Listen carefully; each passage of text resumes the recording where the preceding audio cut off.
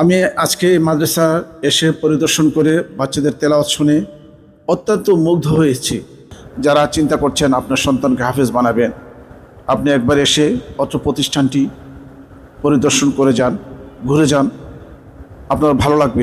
জাতীয় আন্তর্জাতিক মানের হাফেজ কারি মাওলানা আব্দুর রহমান সাহেব, যিনি আমার পাশে দাঁড়িয়ে আছেন, ওনার অক্লান্ত পরিশ্রমের ফসল আজকে আমার দুই পাশে দাঁড়িয়ে আছে এবং আরও অসংখ্য হাফেজ তৈরি হয়ে এই প্রতিষ্ঠান থেকে বের হয়েছে, জাতীয় আন্তর্জাতিক মানের হাফেজ হয়েছে। আসসালামু আলাইকুম রহমতুল্লাহি ওয়া বারাকাতুহু।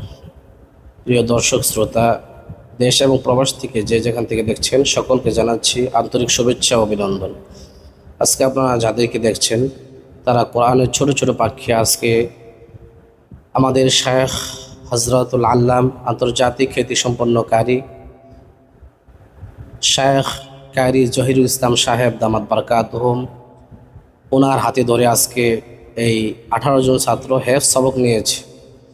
আমরা দেশবাসী সকলের কাছে দোয়া প্রার্থনা করব, আল্লাহ তাআলা যেন আমাদের এই 18 জন বাচ্চাকে আল্লাহ তাআলা কবুল করেন। আল্লাহ তাআলা তাদেরকে যেন হক্কানি হাফেজ এবং আলিম হিসাবে কবুল করেন। আপনারা সকলে তাদের জন্য দোয়া করবেন, সাথে সাথে আমাদের শায়েখের জন্য দোয়া করবেন। আল্লাহ পাক জানে মৃত্যুর আগ পর্যন্ত সহি কোরআনের খেদমতের সাথে হুজুরকে আল্লাহ তাআলা লাগিয়ে রাখেন এবং সাথে সাথে আল্লাহ তাআলা সুস্থতার জিন্দেগি দান করেন। আজকে হযরতের জবান থেকে আজকে বাচ্চাদের কোরআন তেলাওয়াত শোনার মাধ্যমে আমরা সংক্ষিপ্ত আকারে হুজুরের দোয়া নিব এবং হুজুরের অনুভূতি শুনে এখান থেকে আমরা ইনশাআল্লাহ শিক্ষা গ্রহণ করার চেষ্টা করব। আসসালামু আলাইকুম ওয়া রাহমাতুল্লাহি ওয়া বারাকাতুহু। দেশে ও প্রবাসে যে যেখান থেকে আমাদেরকে দেখছেন, আপনাদের সকলকে স্বাগত।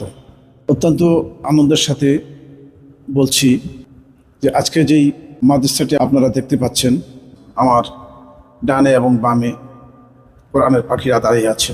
আজকে আমি এসেছি মাদ্রাসা আল কারিম ইন্টারন্যাশনাল। এই মাদ্রাসাটি হলো কামরাঙ্গীরচর, ঢাকা কামরাঙ্গীরচর।